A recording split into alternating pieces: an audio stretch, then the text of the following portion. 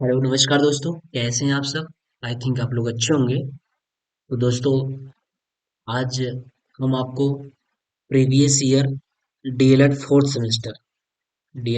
Semester का previous year paper 2019 का solution कराएंगे कि 2019 में प्रश्न जो पूछा गया था वो किस तरीके का पूछा गया था। प्रश्न इजी था या हार्ड था, वो आप इसमें देखिएगा कैसे है। और प्रश्न ऐसे ही पूछे जाते हैं जिस तरीके से ये प्रश्न है। और मे भी हो सकता है प्रश्नों को रिवाइज भी कर देता है, कभी कभी होता है ऐसा है। तो चलिए आइए, आप टीएसपी क्लासेस से जुड़ जाइए। यहाँ पे सारी प्रीवियस ईयर के सारे सब्जेक्ट के प्रश्न कराए जा रहे हैं। फोर्थ सेमेस्टर का मैथ साइंस भी स्टार्ट है, और जल्द ही एक दो दिन में सारे सब्जेक्ट स्टार्ट रहेंगे। सेकेंड सेमेस्टर का सारे सब्जेक्ट स्टार्ट हैं, उसमें बाकायदा सारी चीज़ें चल रही हैं। आप प्लेलिस्ट में जा करके सीरियल से सारी चीजें चेक कर सकते हैं। ठीक है, तो चलिए बिना समय इन्वेस्ट किए हम लोग चलते हैं प्रीवियस ईयर 2019 के पेपर को करते हैं डीएलएड फोर्थ सेमेस्टर के लिए। देखिए, जैसा कि इसमें पहला प्रश्न दिया हुआ है, कर है परिमेय संख्या -32/100 का सरलतम रूप है। इसका सरलतम रूप निकालना है। तो देखिए, इसका सरलतम रूप -32 बट्टा कितना है, -100 है। तो माइनस से माइनस कट गया, 4 से काट दिए, 4 अट्ठे 32 और 25 चौका 100। ये हुआ 8/15, सॉरी 8/25। ऑप्शन कौन सही है? ऑप्शन सी सही है। थोड़ा फास्ट हम लोग करेंगे।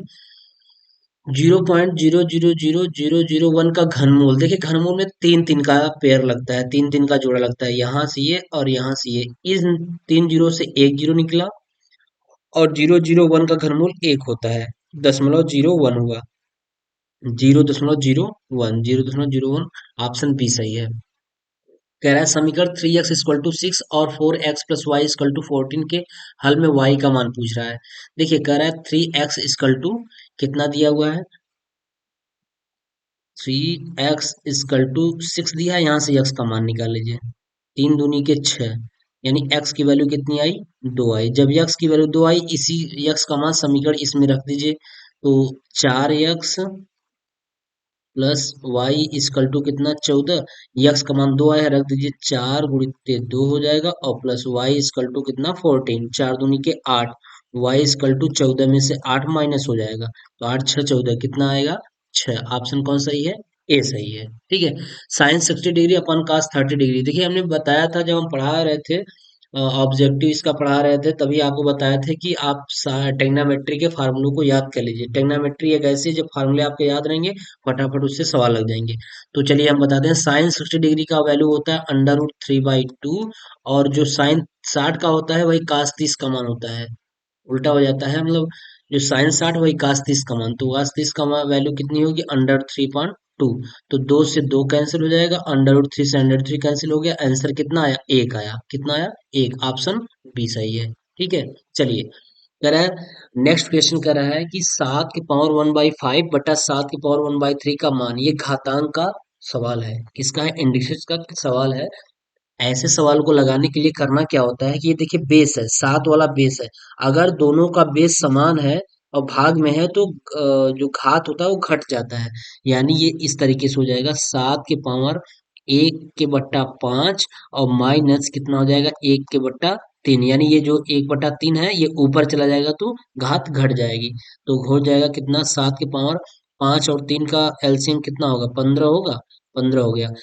तो 5 का भाग 15 में दे देंगे, 3 बार जाएगा, तो यहाँ 3 हो गया। माइनस 3×5 = 15, 5×1 = 5 हो गया। तो 7 की पावर कितना आया, 5 में से 3 गया, -2 के बट्टा कितना, 15। 7 की पावर -2 के बट्टा 15 कौन सा ऑप्शन है, ऑप्शन बी सही है। ठीक।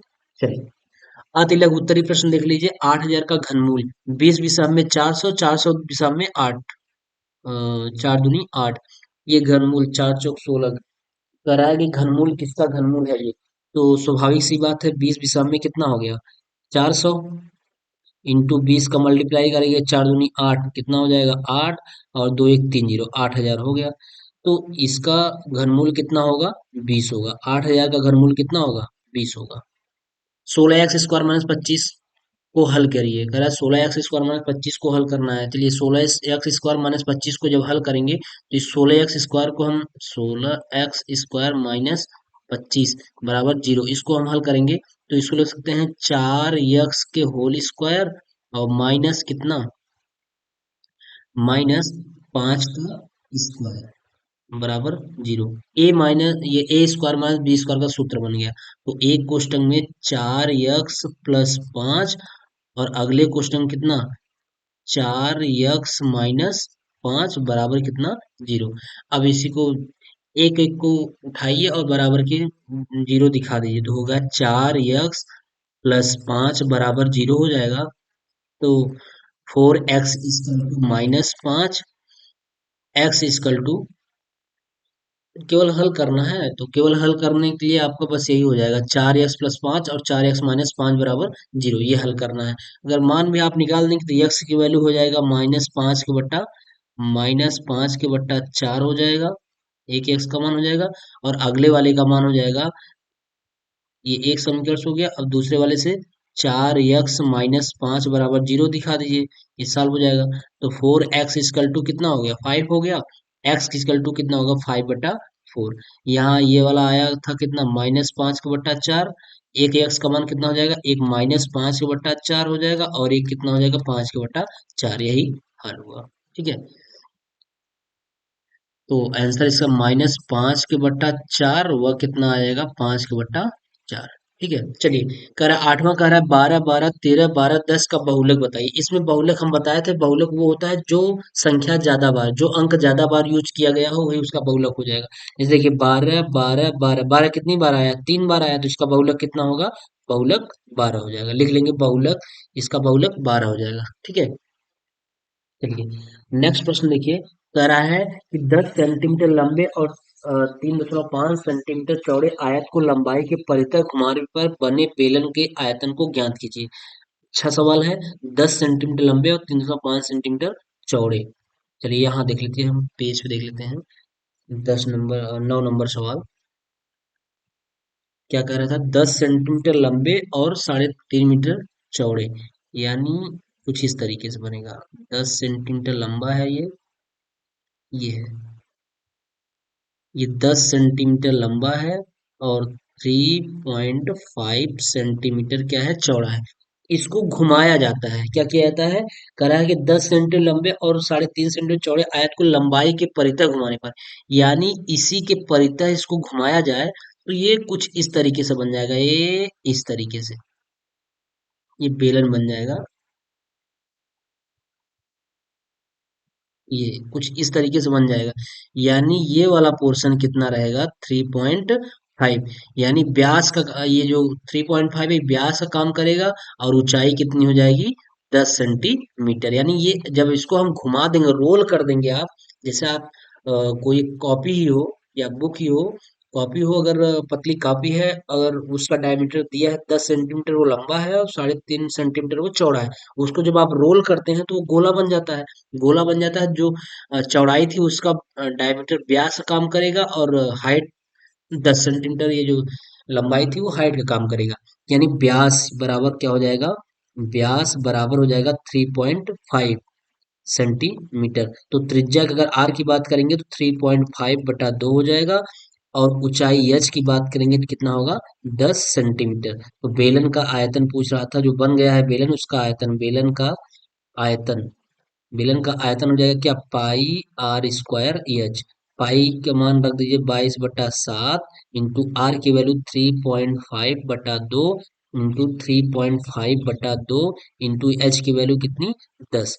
काट दीजिए, 7×5=35.5 बार जाएगा और 2 से काटेंगे इसको, 2 11 बार कट गया और 2 से इसको काटेंगे, 2×5 10 बार कट गया। तो क्या आया, 11 इंटू 0.5 इंटू 3.5 इंटू 5, ये हो गया। तो हो जाएगा कितना, 11×5=55, इसका गुणा कर दीजिए, 11×5=55 हो गया, इंटू 0.5 इंटू 3.5 गुणा कर दीजिए, 55 इंटू गुणा करेंगे, 5 5×5=25 का ही 5 हाथ लगा दो, 5×5 = 15, 2 17 1.75। जब 55 में 1.75 का जब मल्टीप्लाई कर देंगे तो वो आ जाएगा 9 ये 55 5 55 25 5 ये हो गया 5 25 और 25 55 इकाई 55 96 कितना हो जाएगा 96.25 घन सेंटीमीटर। कितना हो जाएगा घन सेंटीमीटर। आयतन है इसलिए क्या हो जाएगा घन सेंटीमीटर में हो जाएगा।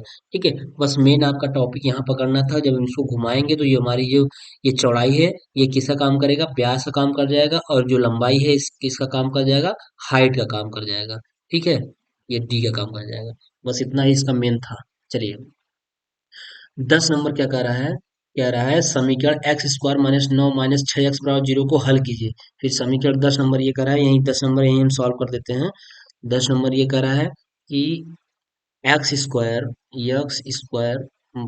प्लस 9 - 6 एक्स बराबर 0। सबसे पहले इस द्विघात समीकरण को सही सीक्वेंस में रखिए। सही सीक्वेंस का मतलब एक्स स्क्वायर फिर -6 एक्स को रखिए, फिर ये 9 को यहाँ रखिए, प्लस 9 बराबर 0।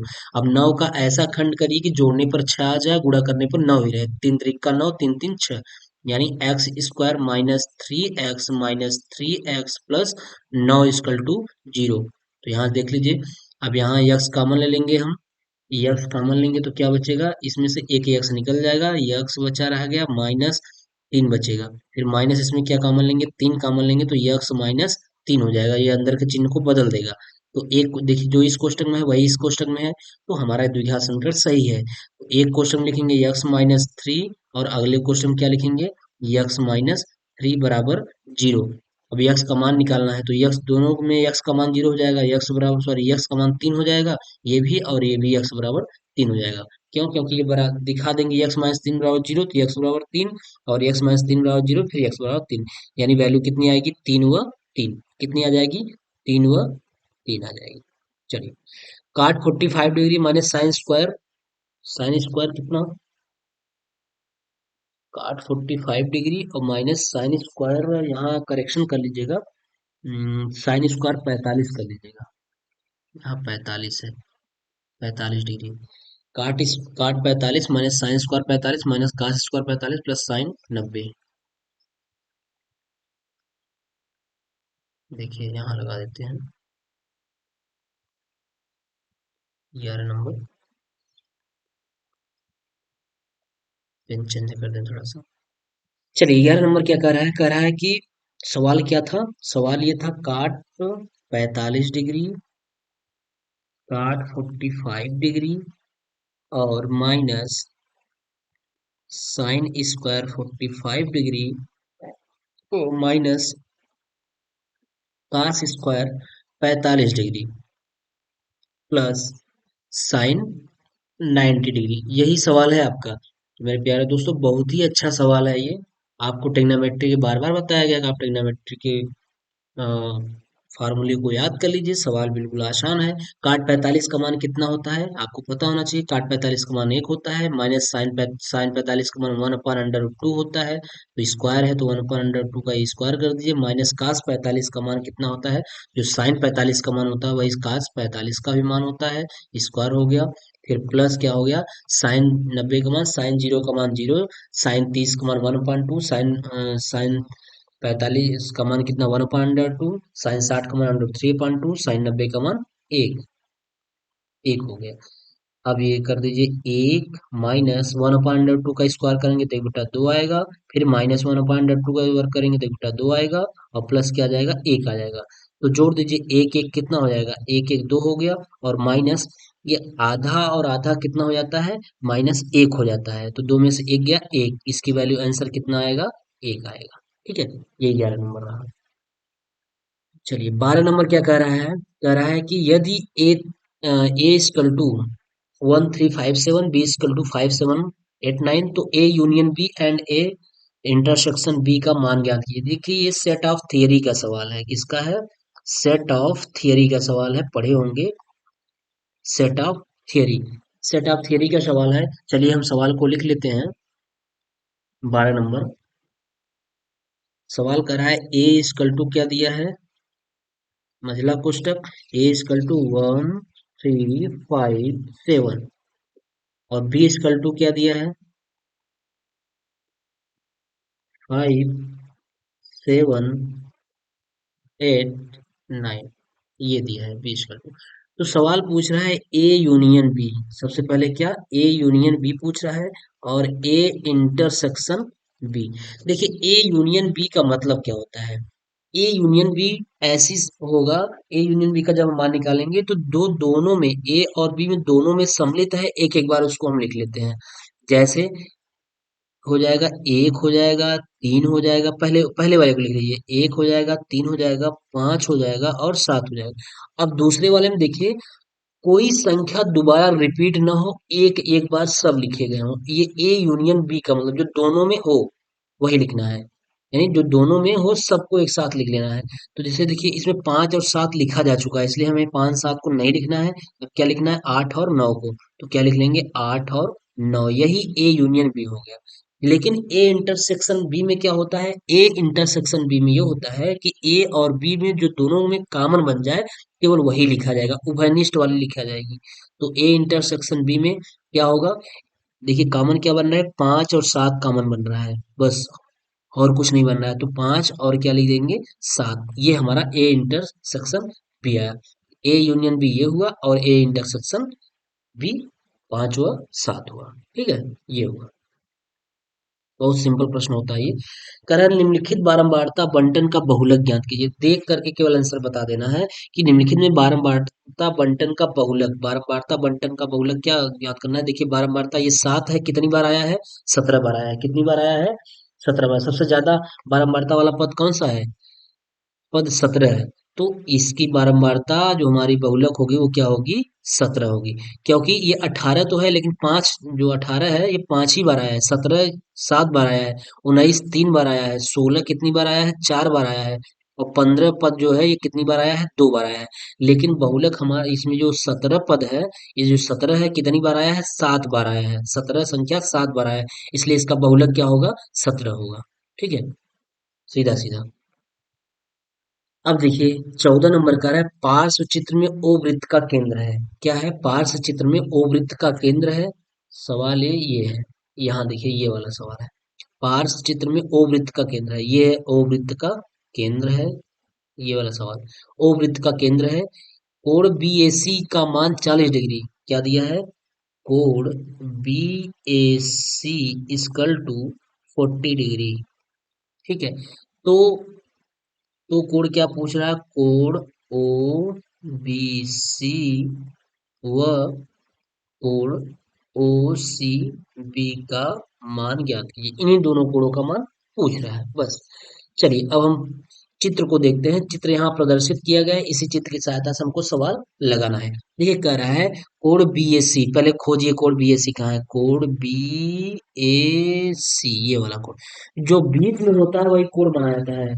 जैसे बी ए सी है ना, तो ये वाला जो है बीच वाला यही एंगल माना जाता है। इसमें ये वाला एंगल माना जाएगा, इसमें ये वाला एंगल माना जाएगा, यानी बी ए और सी, ये है ये वाला कोण। ये वाला कोण दिया है 40 डिग्री। ठीक है, ये वाला कोण 40 डिग्री दिया है। अगर ये कोण पता हो जाए, ये कोण पता हो जाए तो सवाल आसानी से आ जाएगा। चलिए, तो देखिए होगा क्या, अगर ये वाला कोण हमको पता चल जाए तो हम आसानी से कोणों को निकाल लेंगे। तो देखिए कोण बी एस सी 40 डिग्री दिया है, जो कि ये परिधि पे बना है, और ये कोण बी ओ सी, हम सबसे पहले कोण क्या निकाल लें, कोण बी ओ सी का मान निकाल लें। कोण बी ओ सी का जो मान होगा, परिधि पे बने केंद्र का जो कोण होता है, केंद्र पे बने कोण का मान परिधि के कोण का दोगुना होता है। एक थ्योरेटिकल पॉइंट होता है कि केंद्र पर, केंद्र पर बना कोण, बना कोण परिधि के बने कोण का दो गुना होता है, दो गुना होता है। ये वृत्त का कंसेप्ट है।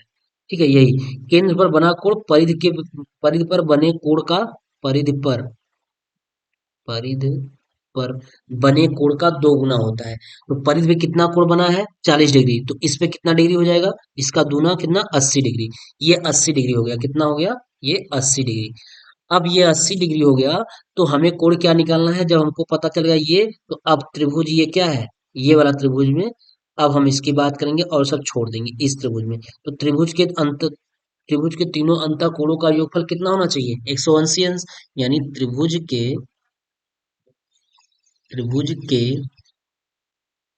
तीनों अंत कोणों का योगफल फल मेरे प्यारे दोस्तों, योगफल 180 डिग्री होता है। ठीक, ये होता है। तो अगर ये 80 डिग्री है, अब हमको पूछ कौन सा रहा है, कोण ओ बी सी, यानी कोण ओ बी सी, ये वाला कोण पूछ रहा है और ये वाला कोण पूछ रहा है। इसको मान लीजिए ये भी थीटा होगा, तो ये वाला भी हमारा क्या होगा, थीटा होगा। ठीक है, तो अब हम सवाल को लगा लेते हैं। अब हम क्या करेंगे, कोण बी ओ सी प्लस त्रिभुज के तीनों अंतः कोणों का योगफल कितना 180 अंश, इसी कंसेप्ट से कोण बी ओ सी सी और प्लस कितना, कोण कोण ओ बी सी, कोण ओ बी सी, ये वाला कोण ओ बी सी प्लस कोण ओ सी बी, तो कोण ओ सी बी बराबर कितना होता है, त्रिभुज के अंतः कोणों का योगफल 180 अंश डिग्री। देखिए कौन कौन कोण, एक कोण ओ ये वाला, फिर कोण बी कहाँ है, कोण बी ये वाला है, कोण सी बीच वाला कोण बनाता है, हमने बार बार बताया है, तो कोण सी है। अब तीनों अंतः कोणों का योगफल कितना होता है 180 अंश, ये हमारा थ्योरी कह रहा है। तो अब बताइए, जिसका जिसका मान पता है रख दीजिए, बी ओ सी, कोण ओ का मान पता है, ये 80 डिग्री है, इसको माने हैं थीटा डिग्री, इसको माना गया है थीटा डिग्री बराबर कितना 180 डिग्री। तो थीटा थीटा कितना होगा, 2 थीटा हो गया, 2 थीटा इजकल टू 180 डिग्री, और इसको पक्षांतर कर दीजिए -80 हो जाएगा। ठीक है, तो 2 थीटा इजकल टू कितना हो गया, 180 में से 80 गया 100 हो गया। तो थीटा इजकल टू कितना हो गया, थीटा इजकल टू 50 डिग्री, क्योंकि 2 से कट जाएगा ये 50 डिग्री। तो एक थीटा का मान 50 डिग्री, यानी आप कह लीजिए कि मान क्या पूछ रहा था, ओ बी सी, तो ये भी थीटा माने हैं 50 डिग्री होगा, और ये भी क्या है, ये भी 50 डिग्री, दो तीनों को जोड़ दीजिए, देखिए 180 अंश हो रहा है, बिल्कुल 50 50 100 और 80 कितना 180, तो ये वाला भी 50 डिग्री आ गया और ये वाला भी हमारा 50 डिग्री आ गया। तो ये आपका सवाल रहा। ठीक, बिल्कुल सिंपल है, ये आपको इतना समझाने के लिए इतना बड़ा बना दिया गया है, अदरवाइज बिल्कुल सिंपल है। बस इतना कंसेप्ट याद रहे कि वृत्त के केंद्र पर बना कोण परिधि के बने कोण का दुगना होता है, या परिधि पे बना कोण केंद्र के कोण का आधा होता है। ठीक, चलिए, ये हो गया, 14 नंबर हो गया। अब 15 नंबर क्या कह रहा है, एक बाग की लंबाई 180 मीटर और चौड़ाई 120 मीटर है। बाग के बीचों बीच एक दूसरे को समकोण पर काटते हुए 3 मीटर के दो रास्ते हैं। रास्ते पर मिट्टी डलवाने का खर्च 12 रुपया प्रति वर्ग मीटर की दर से खर्च आता है। यानी 1 वर्ग मीटर पर अगर हमें 12 रुपया खर्च आ रहा है, पहले हम क्षेत्रफल निकाल लेते हैं कि कितना कितना क्षेत्रफल बन रहा है, उसमें हम 12 का मल्टीप्लाई करा देंगे, हमारा आंसर आ जाएगा। ठीक है, बहुत ही आसान प्रश्न है, कोई दिक्कत नहीं है। चलिए प्रश्न नंबर 15 देख लेते हैं। प्रश्न नंबर 15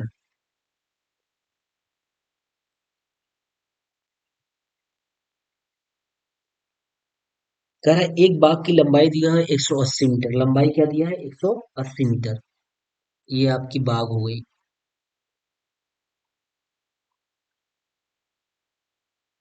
ये हो गया 180 मीटर। ये लंबाई जो दिया है, ये दिया है कितना 180 मीटर, और चौड़ाई कितना दिया है, चौड़ाई दे रखा है 120 मीटर। चौड़ाई हमारा कितना है 120 मीटर, ये वाली कितनी है 120 मीटर है। ठीक है, फिर कह रहा था बाग के बीचों बीच क्या था, बाग के बीचों बीच एक दूसरे को समकोण पर काटते हुए, एक दूसरे को समकोण पर काटते हुए 3 मीटर के दो रास्ते हैं। समकोण पर कैसे कटेगा, एक लंबाई से रास्ता जाएगा, एक चौड़ाई से रास्ता जाएगा, तभी तो कटेगा। यानी 3 मीटर, ये ना 3 मीटर। 3 मीटर का रास्ता ये ऐसे चला गया है और यहाँ से ये चला गया है। फिर इधर से भी समकोण पर काटना है, इधर से भी 3 मीटर का रास्ता ऐसे चला गया है और इधर से भी 3 मीटर का रास्ता ऐसे चला गया है। ठीक है, यानी ये जो रास्ता है, ये सब रास्ते हैं। ठीक, 3 3 मीटर का, 3 मीटर का रास्ता समकोण पर काटते हुए चला गया है। तो रास्ते पर मिट्टी डलवाने का खर्च, इस रास्ते पे जो मिट्टी डलवाया जाएगा ना, उसी का खर्च पूछ रहा है। तो भैया अगर इस रास्ते का हमें अगर क्षेत्रफल निकालेंगे तभी तो पता चलेगा कि रास्ते पर कितनी मिट्टी डाली जानी है। तो चलिए निकाल दीजिए, कोई दिक्कत नहीं है। तो आप क्या कर लीजिएगा, बड़े आराम से 3 मीटर रास्ते का क्षेत्रफल निकाल लीजिए। कर लीजिए क्या, 3 मीटर, 3 मीटर रास्ते का क्षेत्रफल बराबर क्या हो जाएगा। पहले ये बताइए मुझे कि ये इसकी चौड़ाई कितनी है। 120 मीटर है। जब 120 मीटर है, 120 मीटर ये है, तो अगर है यहाँ तक चले जाएंगे हम। अगर 120 मीटर है तो 103 मीटर का रास्ता है, तो 120, अगर हम 120 ये पहले था और रास्ते की निकालेंगे लेकर के, तो 120 इंटू 3 हो जाएगा। ठीक है, और फिर प्लस को हो जाएगा, फिर प्लस 180 मीटर ये इसकी क्या है, लंबाई है। 180 मीटर लंबाई है और इसमें भी 3 मीटर का क्या निकला है, रास्ता है निकला है। तो हम इसको निकालेंगे तो 180 इंटू क्या, 3 मीटर का रास्ता, और माइनस यहाँ पे देखिए, यहाँ पे क्या बन गया, एक वर्ग, यानी कि वर्ग मतलब 3 का ये और 3 का लंबाई 3 का चौड़ाई। तो 3 का लंबाई 3 का चौड़ाई, इसका भी क्षेत्रफल निकाल लें तो हमारा सब निकल जाएगा। तो 12 तिहाई 36, 360 हो गया, और प्लस 18 तरीके 54 कितना हो गया, 540 हो गया, माइनस 3 तरीका 9, 5 3 8 6 4 10, 900 हो गया। माइनस कितना, 9। 900 में से जब हम 9 घटाएंगे तो कितना आ जाएगा, 891 क्या, वर्ग मीटर आएगा। रास्ते का क्षेत्रफल, 3 मीटर रास्ते का क्षेत्रफल आ गया कितना, 891 वर्ग मीटर। अब रास्ते पर मिट्टी डलवाने का जो खर्च आ रहा है ना, रास्ते पर मिट्टी डलवाने का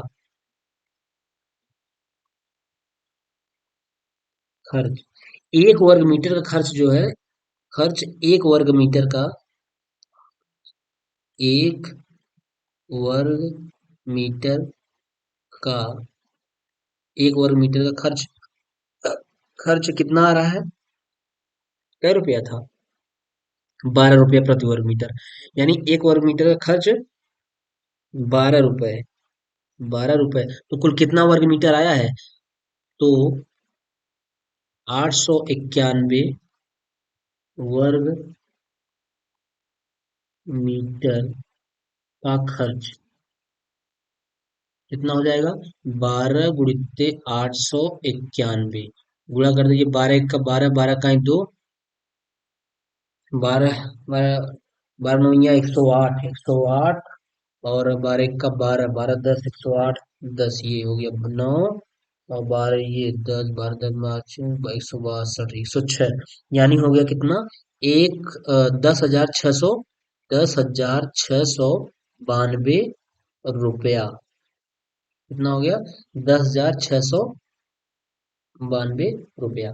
यही आपका 800 वर्ग मीटर का जो 800 वर्ग मीटर जो एरिया है, उस पे इतने मिट्टी डलवाने का खर्च 10,000, 10,692 रुपए का खर्च आएगा। ठीक है, ये हुआ, तो इसको देख लीजिएगा। अगला देखिए, 6 अंकों की बड़ी से बड़ी पूर्ण संख्या याद कीजिए। देखिए 6 अंकों की बड़ी से बड़ी पूर्ण संख्या आपको पता है, 9 9 9 9 9 9, दो दो चार दो छह, 2 2 4 2 6, यही 6 अंकों की बड़ी से बड़ी पूर्ण संख्या हो गई। अब इसका आप मसा निकाल दीजिए, बस आंसर हो जाएगा। तो आप पढ़े ही होंगे, मसा सिंपल है, इसका मसा निकाल दीजिए, वही उसका आंसर हो जाएगा। चलिए अगला देखिए, एक आयताकार बाग की लंबाई उसकी चौड़ाई की 3 गुनी है। यदि बाग का क्षेत्रफल 243 वर्ग मीटर हो तो बाग की लंबाई ज्ञात कीजिए। कह रहा है यही, इसको यही बता देते हैं। कह रहा है एक आयताकार बाग की लंबाई उसकी चौड़ाई की 3 गुनी है, चौड़ाई की 3 गुनी है। ये लंबाई हो गई और ये क्या हो गई, चौड़ाई। देखिए आयताकार बाग की लंबाई उसकी चौड़ाई की 3 गुनी है। अगर हम चौड़ाई यक्स माने तो लंबाई कितना होगा, 3 यक्स हो जाएगा, बिल्कुल हो जाएगा। क्योंकि कह रहे हैं ना, लंबाई जो है ये चौड़ाई की 3 गुनी है। तो 3 गुनी हो जाएगी। तो ये यक्स, तो ये 3 यक्स, यदि बाघ का क्षेत्रफल ना तो बाघ की लंबाई, तो बाघ कैसा है? आयताकार है, तो बाघ का क्षेत्रफल बराबर, बाघ आयताकार है ना, आयताकार बाघ का क्षेत्रफल बराबर एल इंटू बी। क्षेत्रफल कितना दिया हुआ है? 243 दिया है। 243 बराबर 3 मिनट। लंबाई कितना है? 3x इंटू यक्स, तो कितना हो जाएगा? 243 बराबर 3x का 3x स्क्वायर, ये कितना हो जाएगा? 3x square. तीन तीन से काटिए, 3 अट्ठे 24, 3 एक्का 3, 81 हो गया। एक्स स्क्वायर की वैल्यू कितनी आ गई? यहाँ देख लीजिए, यक्स 81 बराबर कितना हो गया? एक्स स्क्वायर की वैल्यू कितनी आ गई? 81। तो यक्स की वैल्यू कितनी आ जाएगी? 9 आ जाएगी। यक्स की वैल्यू जब 9 आई, तो ये यक्स क्या माना गया है? ये यक्स बराबर 9, यानी चौड़ाई आ गई। तो लंबाई कितनी होगी? तो लंबाई, ये तो आ गई चौड़ाई आपकी। तो लंबाई कितनी होगी? लंबाई इसकी 3 गुना है। लंबाई हो जाएगी 3 गुणित्ते 9, 9 त्रिके 27, यानी ये वाली कितनी हो जाएगी? 3 गुणित्ते 9 बराबर कितनी हो जाएगी? 27। ठीक है, ये हो गया। तो इसकी लंबाई ज्ञात कीजिए, लंबाई कितनी होगी? 27 होगी। ठीक है। और एट द लास्ट में प्रश्न है, x² + 3x + 9 9/4 का गुणनखंड कीजिए। देखिए 18 नंबर देख लीजिए। 18 नंबर, वहां क्या कर रहा था? x² + 3x + 9 के बटा 4, इसी का गुणनखंड ज्ञात करना है। तो चलिए, करना क्या है? कुछ नहीं, लघु इसका एलसीएम 4 हो जाएगा, तो सीधा सीधा गुणा हो जाएगा। 4x² + 4 × 12x + 9 के बटा कितना? 4 हो जाएगा। अ, इस ये ऊपर द्विघात समीकरण बन गया। 9 × 4 = 36 द्विघात समीकरण कैसे सॉल्व करते हैं? यक्स स्क्वायर के गुणांक के साथ ये अचर पद का गुणा करते हैं। 9 × 4 = 36, 36 का ऐसा खंड करिए कि जोड़ने पर 12 आ जाए। तो 6 × 6 = 36, 6 × 6 = 12, यानी हो जाएगा 4x² + 6x + 6x और प्लस कितना? 9 के बटा 4 को जैसा है वैसे रहने दीजिए, बराबर। इसमें कॉमन बन जाएगा, 2x कॉमन बन जाएगा, तो क्या होगा? x प्लस 2 तिहाई 6, 3 हो गया। और प्लस इसमें कॉमन हो जाएगा 3, तो 3 दूनी 6, 2x प्लस 3 त्रिका 9 बटा कितना? 4। कितना आ गया? 4। अब देखिए, एक ही से 2 दूनी 4, यहाँ गलत हो गया, ये रहेगा 2x रहेगा, क्योंकि 2 कॉमन नहीं है, तो 2 दूनी 4, 2। तो जो इस कोष्टक में है वही इस कोष्टक में भी है, तो हम इन दोनों कोष्टक से में के एक का लिख लेंगे, 2x + 3, और बच्चा बटा ये हो जाएगा 2x + 3, यानी 2x + 3 के बटा कितना? 4। तो इसको हम लिख सकते हैं क्या? 2x + 3 का होल स्क्वायर बटा कितना? 4। या फिर और लिख सकते हैं 2x + 3 के बटा 2 का ओवरऑल होल स्क्वायर, आप ये भी लिख सकते हैं। ठीक है, ये आपका आंसर हुआ। तो दोस्तों, 18 प्रश्न आपके बहुत ही अच्छे तरीके से करा दिए गए हैं। आप इसको टाइम दे करके सही तरीके से इसको देख लीजिए, क्योंकि आपके साथ काफी मेहनत किया जा रहा है, इस सवालों को सॉल्व कराया जा रहा है।